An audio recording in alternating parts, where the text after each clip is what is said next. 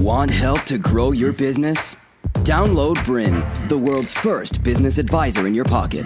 To find out more, visit bryn.ai or search the App Store today.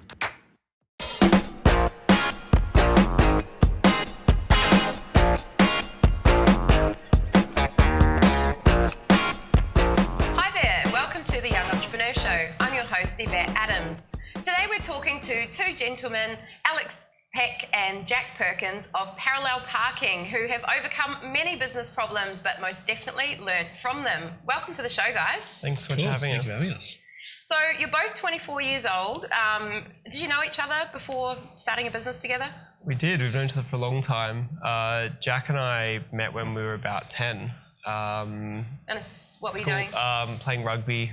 And then we went to high school together. So we've been close friends for a very long time. And at high school, did you go, hey, let's start a business together?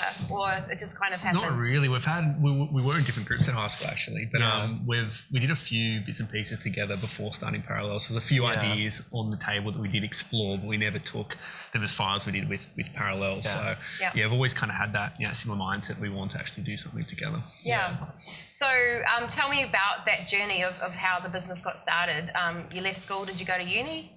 Yeah, so we were both at uni at the time. So I studied economics and finance. Jack did marketing.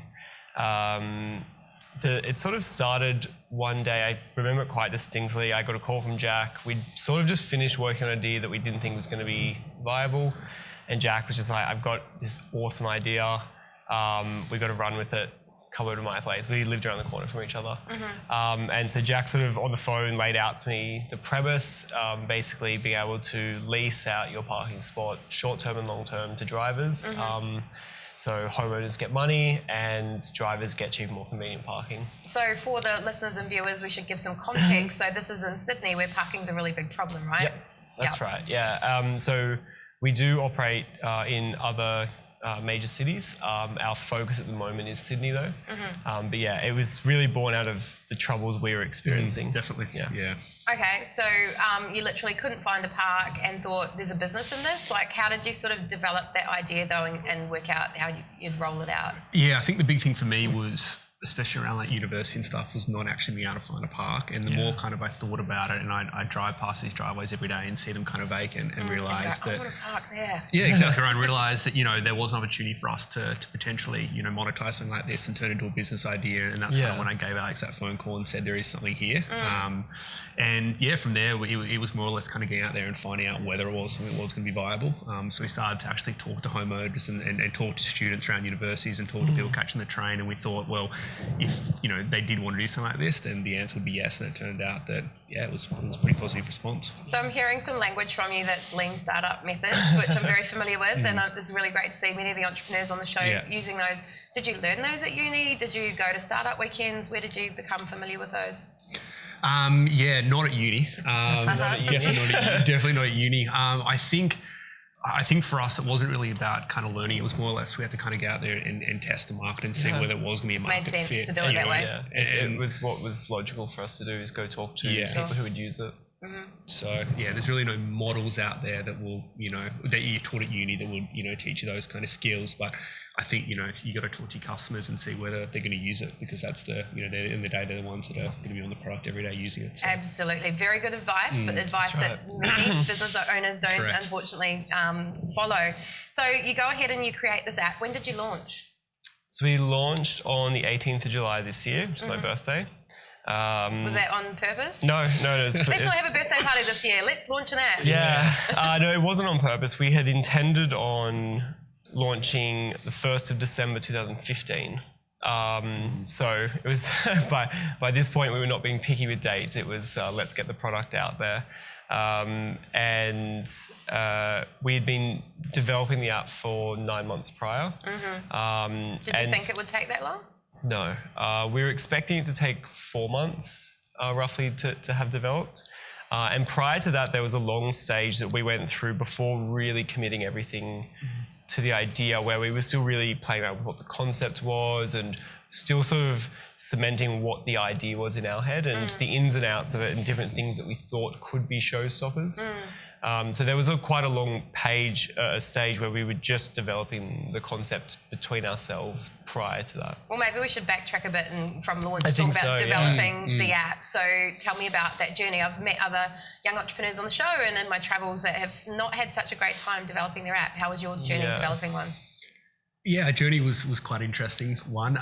Alex and I both don't come from a tech background, myself being marketing, Alex being kind of strategy and finance based.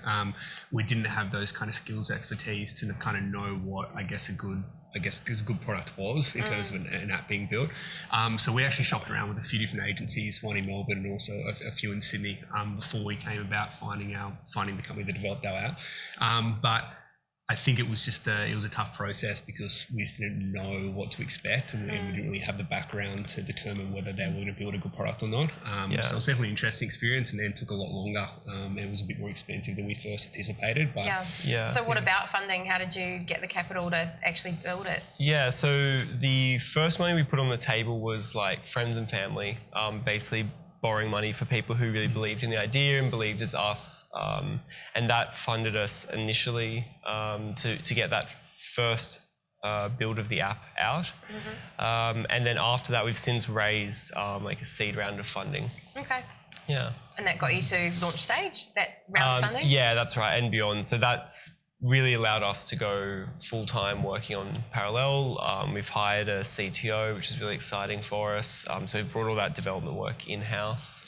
So why'd you do that? Why'd you make that move? I mean, it sounds expensive, a salary, a CTO. Sounds like a big title. Yeah, of course. Oh, and I mean, we don't really normally use any titles among ourselves. I think most people just associate most clearly with what that person would work on by calling it a CTO. We should clarify for anyone watching too, a CTO is a Chief Technology Officer. That's right, yeah. Yeah, some people are familiar with it, some aren't. Yeah, that's right. Look, it was an absolute no-brainer for us. The pace we were working at with a development agency was just completely unsustainable. And you think of startups and they're meant to be lean and completely agile and you can change things at the click of a finger.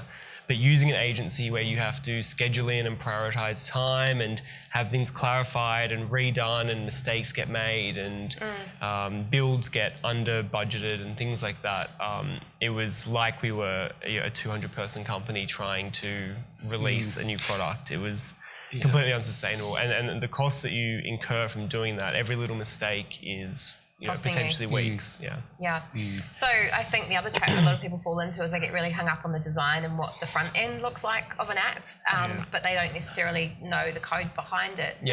Is that what you had as well? Yeah, I think our benchmark working with them was that the end product looked good and something that we're still really happy with. That first product we got to market as an MVP was a really good MVP to look at and functionally worked. However, behind the scenes, it was not as well built as it should be, which really it's not an issue on day one. It's an issue when you start scaling and there's security issues and there's bugs. So I mean, that was probably the biggest prompt for us to say this has to come in-house, because for us to work as a business and get that benefit of being a small company, we really needed that. So how did you even find the CTO? Was he a friend? Did you put a thing out for recruitment? Yeah, we put a few ads. Well, we first initially tried to poach some of Alex's ex-work friends. In the nicest possible way. Yeah, exactly. Because, we wanted to find someone that we could trust that believed as much in the product as we did. And we were looking for really a partner, not just an employee.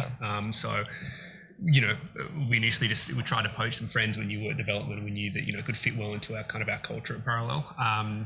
But we ended up just putting some ads on Seek and Indeed, just purely because we just couldn't find the talent or the people that we want to find want to leave their jobs, come work for a startup. It's a bit of a daunting thing, leaving a well-secured corporate role to come work at a startup.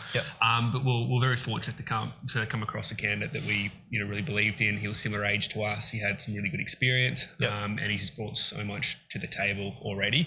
And I think we're very lucky to find him because there's a few people that came through that. Everyone we speak to who's knows, and coming from a non-technical background, has this same issue of finding someone Good tech technical talent. as a partner. Yeah. I mean, I've spent some time in Silicon Valley, and there they talk about the ideal three, the magic three, which is a business or financial minded person, a technical minded person, and then a marketing type person. Would you agree with that philosophy, that they're the three ingredients you have to have for a successful startup? Absolutely, especially first off in trying to launch a product and get that out to market and get some traction. Those three really are the pillars you're going to build any product on. And so to reference back, it was myself from more of a business finance perspective, Jack in a marketing perspective, and we were really missing that third area of the business. And we were trying to sort of fill that with an agency, and it just is not viable for us. But now things have become so much easier having brought it in-house. Yeah. Cool. Well, many lessons learned. I'm definitely getting the sense of that from this discussion, but we might break there and we'll come back and we'll hear about more lessons learned and problems they've solved, including the exact problem they solved to create the app and how well the app and business is now going. So come back after the break and hear more from these guys. Hello and welcome back to the Young Entrepreneur Show, where today we're talking to Jack Perkins and Alex Peck about their amazing app, Parallel Parking. We're talking about the problems they've overcome and the lessons they've learned, and they've already shared lots of gems with us and about their app development. Now, let's talk a little bit about the actual app. So you've talked about how you came up with the idea because you were a frustrated uni student who couldn't find parking, seeing empty driveways and thought to monetize it, very entrepreneurial. How did you... Once you had the app launched, should we talk about that day? Because we kind of backtracked. You launched on your birthday. Then what happened? How did it scale? So I think early on for us, we were still trying to get a feel for what needed to be done for the actual product. So when we say we launched, and we had Facebook ads and we had a bit of PR go out, which was really exciting to really push users to the app and start using it so we could get feedback. That's, I think, early on, really all we wanted was to start getting feedback to keep honing the product. Did you push uni? Were you still at uni at that point? No, we weren't. So we'd both been working for about 18 months in corporate jobs.